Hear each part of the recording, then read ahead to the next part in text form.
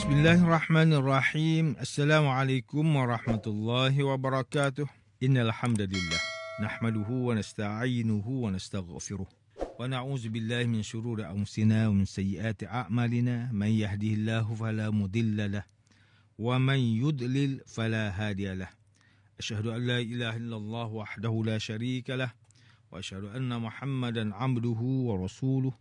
Allahumma salli wa sallim ala sayyidina Muhammad wa ala alihi wa ashabihi wattabi'in wa man tabi'ahum bi ihsanin ila yaumiddin. A'udzu billahi minasyaitonir rajim.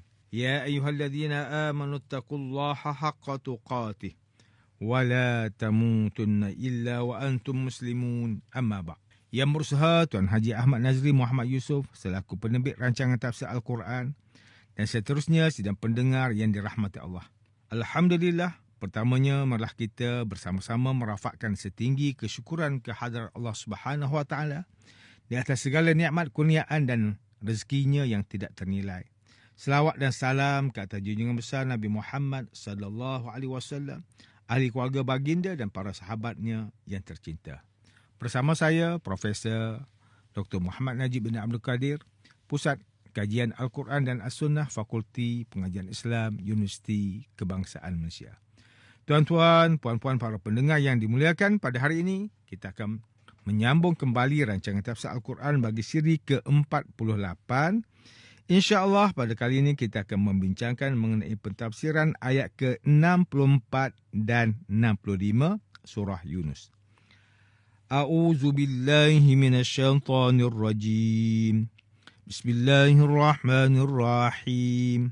Lahumul busyra fil hayatid dunya wa fil akhirah. La tabdila li kalimatillah. Zalika huwal fawzul azim. ولا يحزنك قولهم إن العزة لله جميعا هو السميع العليم. Untuk mereka sahajalah kebahagiaan yang menggembirakan di dunia dan di akhirat. Tidak ada sebarang perubahan pada janji-janji Allah. Yang demikian itulah kejayaan yang besar. Dan janganlah engkau, wahai Muhammad, merasa duka cita disebabkan kata-kata mereka yang ingkar itu. Kerana sesungguhnya segala kekuasaan tertentu bagi Allah. Dialah yang maha mendengar, lagi yang maha mengetahui. Sidang pendengar yang dirahmati Allah, Profesor Dr. Muhammad Quraish Shihab melalui kitabnya Tafsir Al-Misbah menyatakan pada ayat ke-64 makna kalimah lahumul busyra fil hayatid dunya, iaitu mimpi-mimpi yang benar. Ini berdasarkan hadis yang diriwayatkan oleh At-Tirmizi, Ad-Darimi dan lain-lain melalui Ubadah ibnu As-Samit bahawa dia bertanya kepada Rasulullah sallallahu alaihi wasallam tentang makna kalimah itu. Maka Nabi sallallahu alaihi wasallam menjawab bahawa itu adalah mimpi benar yang dilihat oleh seorang mukmin atau diperlihatkan kepadanya. Sebahagian ulama memahaminya sebagai pujian dan nama baik dalam kehidupan di dunia. Itulah berita gembira yang disegerakan kepada orang mukmin. Hadis ini diriwayatkan oleh Imam Muslim. Demikianlah kehidupan seorang Muslim. Apabila seseorang itu mematuhi tuntutan ilahi, pasti hatinya tenang, jiwanya tenteram dan dari wajahnya menampakkan keceriaan, bahkan setiap langkah dan aktiviti sehariannya menjadi positif. Kemudian pada ayat ke-65, makna kalimah wala yahzunka qawluhum, iaitu janganlah ucapan mereka menyedihkanmu. Ia bertujuan melarang Nabi Muhammad sallallahu alaihi wasallam terpengaruh dengan ucapan buruk kaum musyrikin, seperti keadaan orang lain yang terpengaruh dengan cacian mereka. Larangan bersedih ini dengan maksud jangan terlalu memikirkan ucapan mereka sehingga melahirkan kesedihan dan memberi kesan pada diri seseorang. Berikutnya adalah kalimah al-izzah yang membawa erti kemuliaan, kekuatan dan dapat mengalahkan yang tidak ada bandingannya. Sesiapa yang menyandang sifat ini dinamakan sebagai aziz dan Allah Subhanahu Wa Taala adalah sumber kekuatan dan tiada siapa yang dapat menandingi sifat kemuliaannya. Kemuliaan merupakan milik Allah Subhanahu wa taala dan dia berhak menganugerahkan kepada siapa sahaja yang dikehendaki olehnya. Dan di dalam konteks ayat ini, kemuliaan itu dia anugerahkan kepada Rasulullah sallallahu alaihi wasallam dan orang mukmin yang bertakwa kepadanya. Ayat ini juga mengandungi pesanan bahawa kemuliaan manusia tidak terletak pada kekayaan dan kedudukan seseorang, tetapi berdasarkan hubungannya dengan Allah Subhanahu wa taala, manakala kehinaan pasti menimpa bagi mereka yang derhaka dan memutuskan hubungan dengan Allah Subhanahu wa taala. Sidang pendengar yang dimuliakan, Profesor Dr. Tengku Muhammad Hasbi As-Siddiqi menerusi kitabnya Tafsir An-Nur mentafsirkan ayat ke-64 surah Yunus ini dengan menyatakan bahawa merekalah orang yang mendapat khabar gembira di dalam kehidupan di dunia, iaitu memperoleh pertolongan dan menjadi khalifah di bumi selama mana mereka menolong Allah, Rasul, mendirikan syariat dan hukum hakamnya. Begitu juga dengan mendirikan solat, mengeluarkan zakat, menyuruh perkara makruf dan mencegah daripada melakukan kemungkaran. Kemudian di akhirat, mereka akan memperoleh jaminan syurga An-Na'im yang dijanjikan kepada orang beriman, beramal soleh dan bertakwa, seperti mana yang dinyatakan di dalam surah As-Sajdah ayat ke-30. Seterusnya, apa yang disebutkan sebagai khabar gembira yang dijanjikan dengan kebahagiaan di akhirat, itulah sebesar-besar kemenangan dan tidak ada yang lebih besar daripadanya, kerana kemenangan itu adalah hasil daripada keimanan dan ketakwaan yang berkait rapat dengan hak Allah dan hak makhluk. Dalam ayat ini, Allah Subhanahu wa taala menjelaskan bahawa wali-wali Allah itu adalah orang yang beriman dan bertakwa. Maka setiap orang yang beriman dan bertakwa dengan sebenar-benar keimanan dan ketakwaan, dialah wali Allah.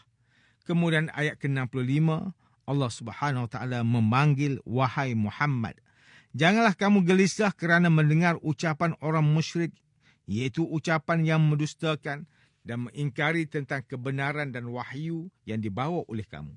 Janganlah kamu gelisah kerana Allah menetapkan bahawa Dia dan Rasulnya dapat mengalahkan mereka.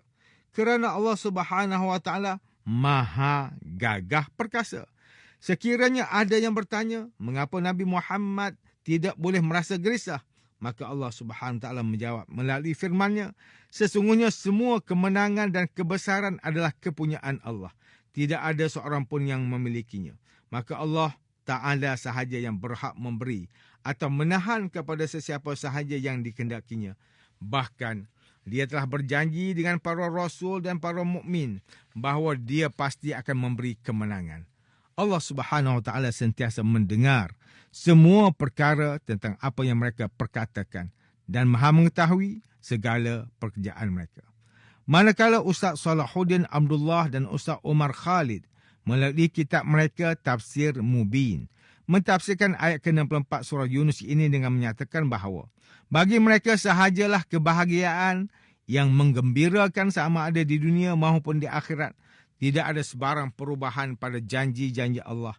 Itulah kejayaan yang besar. Para mufassir berpendapat bahawa yang dimasukkan dengan kebahagiaan yang menggembirakan di dunia itu ialah di dalam bentuk mimpi-mimpi yang indah yang dikurniakan kepada orang yang beriman.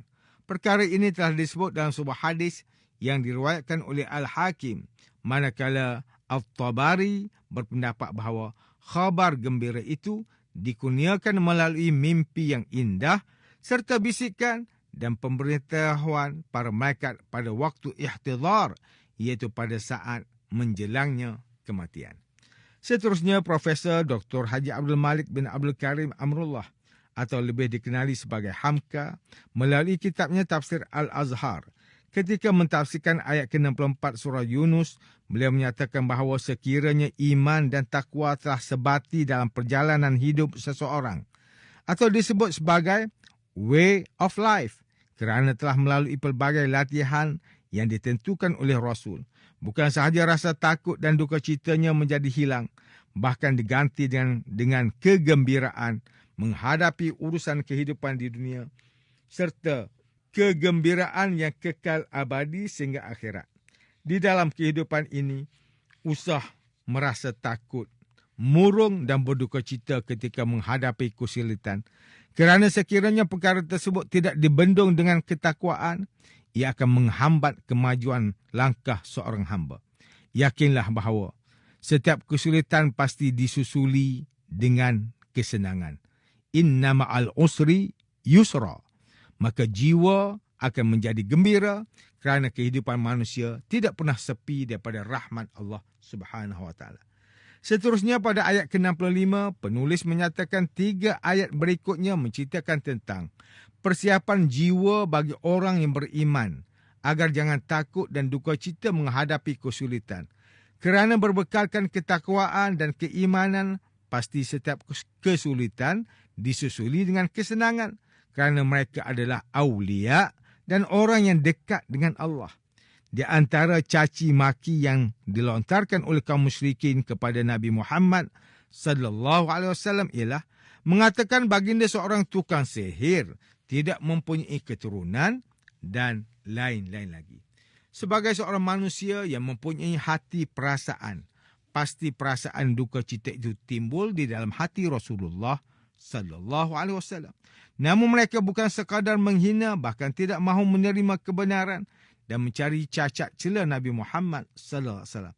Maka Allah Ta'ala menegur Rasulnya, jangan sampai hatimu berduka cita lantaran perkataan keji mereka, kerana kemuliaan itu adalah kepunyaan Allah. Walaupun mereka mempunyai kedudukan, kemuliaan dan kekayaan, ingatlah bahawa itu semua merupakan milik kepunyaannya dan kurniaan Allah Subhanahu Wa Taala yang dianugerahkan kepada mereka yang bersifat sementara.